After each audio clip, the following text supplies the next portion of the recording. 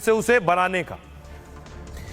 इस मुजफ्फराबाद, कोटली, बरनाला, सियालकोट, मुरीद के बहावलपुर ये आतंकी ठिकाने भारत ने उड़ाए थे। इन पर काम शुरू हो गया है। अब आपको बताऊं कैसे काम शुरू हुआ, पैसा कहां से आया आतंकियों के पास, कौन सा पैसा दिया है और किस किस ने पैसा दिया, यह पैसा पाकिस्तान सरकार को कौन दे रहा है। पाकिस्तान विदेशी कर्ज का इस्तेमाल आतंकी फंडिंग में कर रहा है।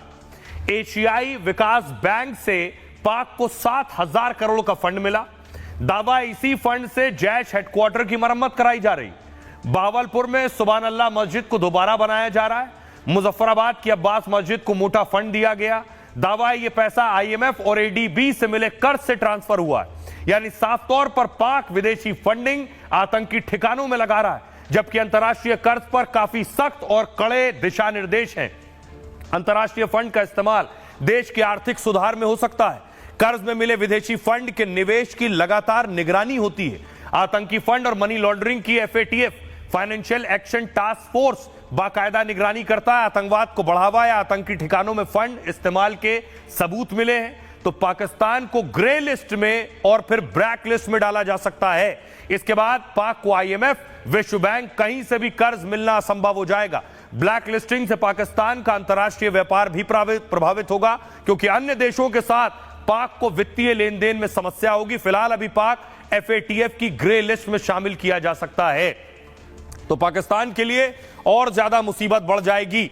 एक और बड़ी खबर है, पिछले दिनों अहमदाबाद में जो विमान हादसा हुआ उसके बाद बहुत से लोग विमान में सफर करने से घबराते भी, लेकिन एक और विमान में आग लग गई। फिर बोइंग के प्लेन में हादसा हो गया है।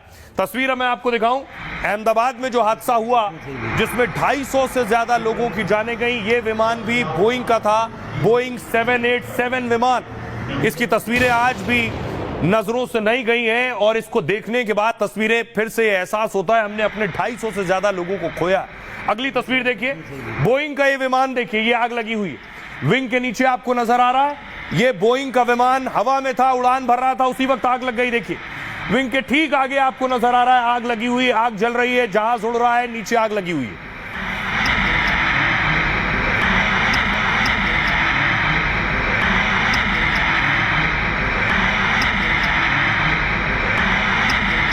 और सोचिए जिस वक्त ये आग लगी है इस विमान में 280 यात्री सवार थे।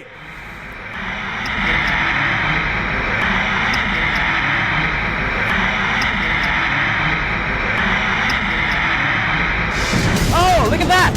Whoa! अमेरिका में बोइंग के प्लेन में उड़ान भरने के बाद ही आग लग गई। आग की लपटों को देखकर करीब 300 यात्रियों की सांसें अटक गईं।